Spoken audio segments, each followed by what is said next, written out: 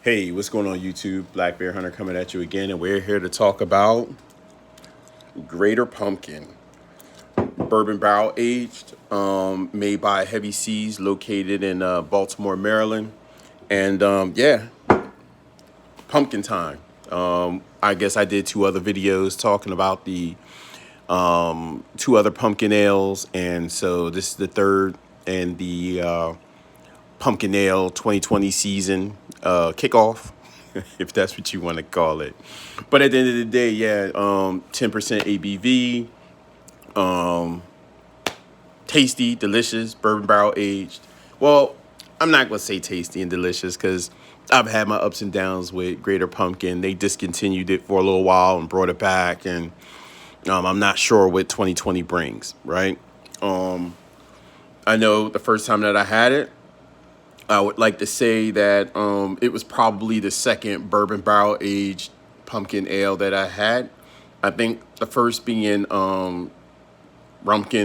Oh, well, actually, it would be the third because it would have been Rumpkin and Pumpkin from Avery, which are both extremely phenomenal. I'm not even sure if they're still carrying those, but they are high gravity, high ABV, and delicious.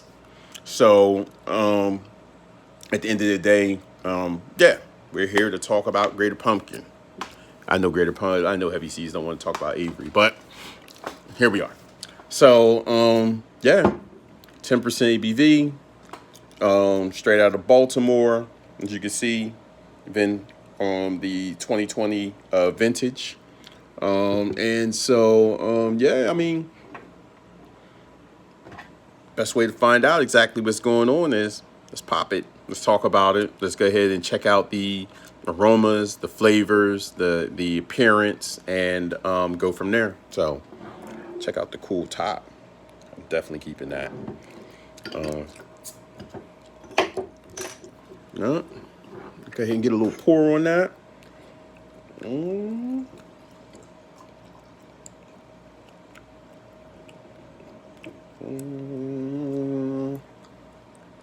And not much head. Not much head to it. Got a little smell from it when it was pouring. Not a lot. But we'll get a close up on it and see exactly what they're talking about. But the notes on this beer is basically, oh man, look at that. The color is really nice. Nice orange hue. As we saw, not much head retention. Not much head at all. You can see that it kind of like receded to like a ring around the glass. And it poured pretty thin. It didn't really look like it was like it had really great body to it when I was pouring it. But you can see now with the older versions, it was kind of hazy. This one's not too hazy. Minimal lacing, not really the lacing, like it's kind of trying to not that much holding on to the glass. Like you don't really see a lot of yeah. When it comes to the head and lacing, there wasn't much to it. Like I said, it looks pretty thin. Yeah. So I guess that's what we get with that. So aroma wise, we'll go ahead and check it out and see what they're working with, and I'll tell you about it soon. So hold for a second.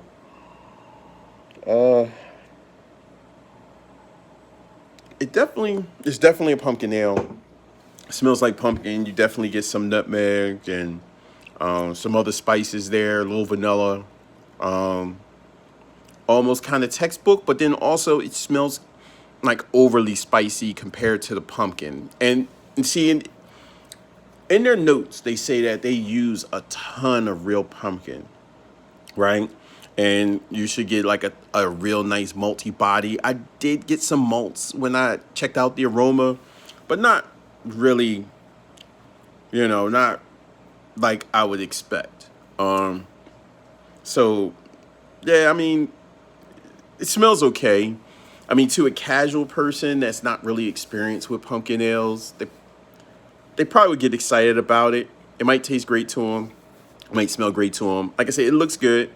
It smells pretty decent, but at the end of the day, the other two beers that I just actually reviewed, which would have been the Aleworks Pumpkin and the Schlafly Pumpkin Ale, might have a little edge on that when it comes to actually the look and the aromas, right, and smells, and the smell of it. So with that being said, I'm gonna just go ahead and taste this, and we can talk a little bit more. So, cheers, YouTube.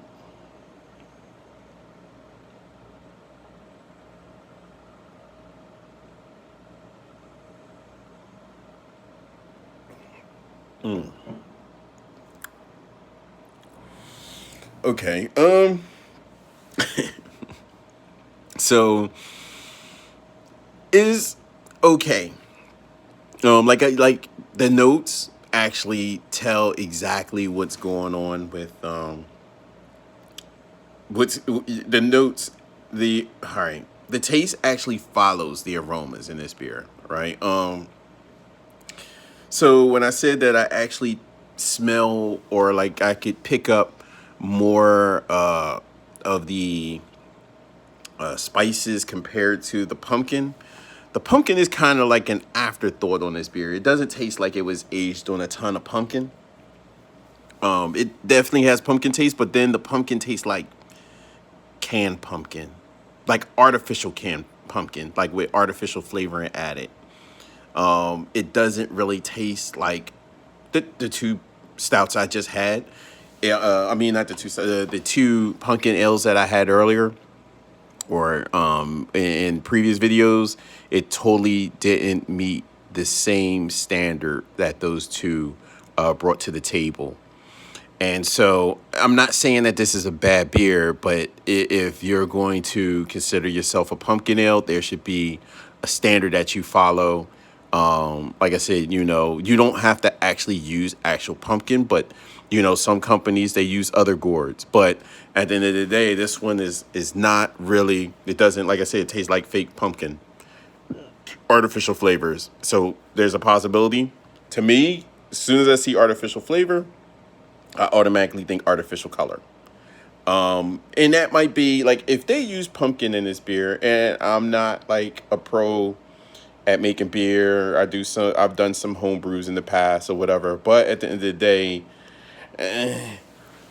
I would think that it would be a little bit more body to it, considering the that it used a ton of pumpkin. Like that's what they literally were saying, is that they used a ton. I didn't say shit ton, but I said a ton. So at the end of the day, though, realistically, yeah, it would change the characteristics of the beer. I would think, personally, but like I said, it's a little. Uh, So taste wise, like I said, artificial pumpkin. It tastes like maybe a mixture of the two, something like that. And the bourbon is not really present. So the bourbon, I guess, it doesn't really taste like it's been bourbon barrel aged. Um, Let me try it again. I'll try it again. It's warmed up a little bit while I was talking. Let's try again.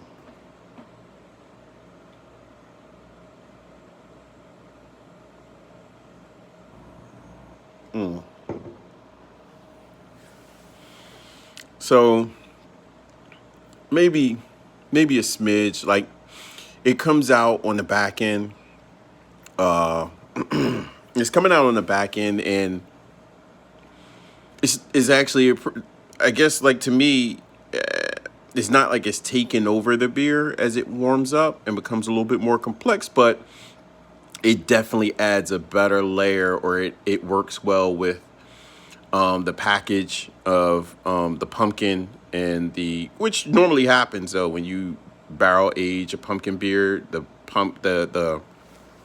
The alcohol or the bourbon uh, blends well with pumpkin, does really well. Actually, like rum does really well with pumpkin. But at the end of the day, yeah, it's changing now that it's becoming a little bit more warm. And so it tastes much better as it gets warm. Yeah, I'd raise it up a notch. Being that like now that it's warming up.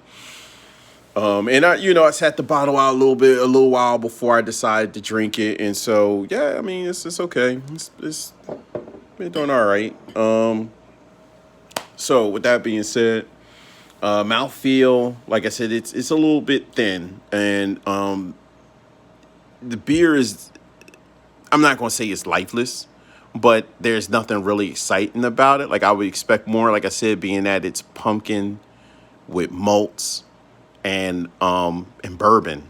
I would expect a whole totally different like mouthfeel. Like I said, the bourbon would make it a little bit more silky, and the pumpkin would probably help toward it becoming a little bit more creamy. And just like at the end of the day, there are so many things that you read on the label in this beer, and you experience, and then yeah, it's you definitely don't get it when you actually have this beer. So I mean, but it's still a pretty good beer. It's not like it's a bad beer. I'll say that definitely outright. It's not a bad showing for them. But like I said, it's not their best.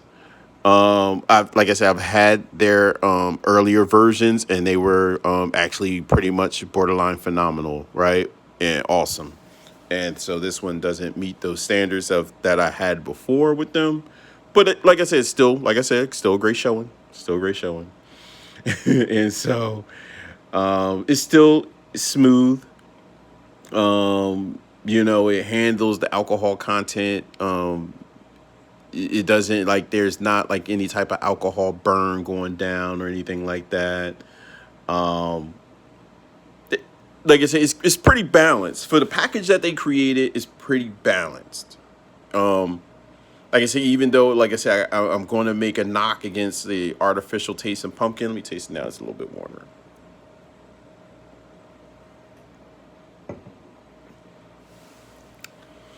And yeah, the bourbon's coming out a little bit more now that it's warming up. And actually, it's not a bad bourbon. So it's not a bad bourbon. I just don't like how the pumpkin doesn't really feel like real pumpkin.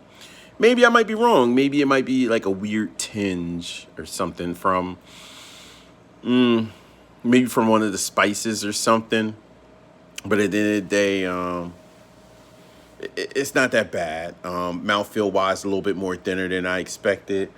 And overall, I guess I could say it's a nice pumpkin beer. Um, it's a nice pumpkin beer. It's not like abnormal. It's what you would expect from a pumpkin beer. This is a good showing for them, but it's not the best that they've ever made. But it's a good showing. And so it is, like I said, smooth delivery, great taste. The pumpkin is there, the spices are there. No weird aftertaste. I'll tell you that. There's definitely no weird aftertaste. The bourbon in it is enjoyable. Like I said, it doesn't come out until it warms up. So if it was me, I'd let it get a little bit like in the upper 60s. And so yeah, good aroma, sweet flavor. Uh, what else could you ask for realistically with a pumpkin beer? And the price point is not too bad for it to be barrel aged, right? It definitely wasn't too bad. And I want to say it comes in a 6-pack. Yeah, I want to say it comes in a 6-pack, and it was like maybe $13 or $14, which is not too bad. And like I said, this is seasonal. This is seasonal for them. It's seasonal for everybody. People love pumpkin beers. Like I said, I was introduced, or I've said in other videos, I was introduced to pumpkin beers in probably like 2010. Fell in love with it. And I haven't stopped. Some people say it's overkill. Oh, here comes pumpkin season again, blah, blah, blah. I'm waiting for pumpkin season. I don't give a fuck what they say. Did I say that? Yeah, I don't give a fuck. So at the end of the day, Yeah, I totally enjoy pumpkin beers. This beer, I can go ahead and say, give it a try. Um, See if you like it. Compare it against other pumpkin stouts, because that's the big thing for me is I like to compare the beers style for style. You have some people that say, "Oh, what's your favorite beer?" and not thinking that like beer is different now than it was before. So you have a wide array of styles, and you can have like two or three favorite beers per style. And and so at the end of the day, I mean, there's styles being made every day. So at the end of the day, this pumpkin ale um is really good pumpkin ale. Like, you can go ahead and drink it, try it out, see if you like it. Um like I said, there's other pumpkin ales that you might like better. Um and like I said, for me, I tried three. Realistically, this might be number three out of three, which is not bad. Not bad. I don't think it'll drop to the bottom of the list. If I go through 10, I think it might stay in that top five. That's what I assume. Well, no, it won't. Sorry about that. No, it won't. Because like I said, I still have Rumpkin and Pumpkin if it's still being made. And if it's not being made, I'm going to pull some out of my private stash. I definitely have Rumpkin and Pumpkin that I saved from years before. So I have vintages from earlier. And definitely the Prairie version, which is going to be something Becky. I forgot what it's called. But it's a pumpkin stout. It's a little different than a pumpkin ale, but it's effing fucking delicious. Did I just say effing fucking? That's like two effings. So at the end of the day, at the end of the day, maybe it's still staying in the top 10. I think it'll stay in the top 10. I had to reset, I changed that, and it's not going to be in the top 5 anymore because, like I said, you had Rumpkin and Pumpkin. You had the two that I just had, which would be the Pumpkin Ale from Aleworks and the Schlafly, which I think actually beats these, and they're not even barrel aged. And so, and then you add in Becky from fucking Prairie, and that's pushing you guys heavy seas out of the top 5. Yeah. So, with that being said, we'll try out some more. We'll definitely talk. You try it. I already tried it. This dude right here, I tried it. So hit me up. Tell me what you think. Try the other two. Look at my other videos. Try the other two beers. And tell me how you rate 1, 2, and 3 before I get to 4 and 5. But tell me how you rate 1, 2, and 3. And then we can go back and talk about, which other beers we'd like to try. Which other pumpkin stouts out there that should be on the list. And there is actually another beer that I actually found, and I'm going to actually have to go out right now and find this beer because I had it last year and it blew my effing mind, and it's local. I'm not even going to tell you the name yet. I'll tell you the name in another video. So that means you got to watch the other video to find out the name of the beer. I might actually even drink it on camera. So at the end of the day, YouTube, Let's Talk Beer, hit me up. And like I said, let me know what you think about Greater Pumpkin, Heavy Seas, 2020. If you have the older versions, that work too, but tell me about 2020. Peace, YouTube.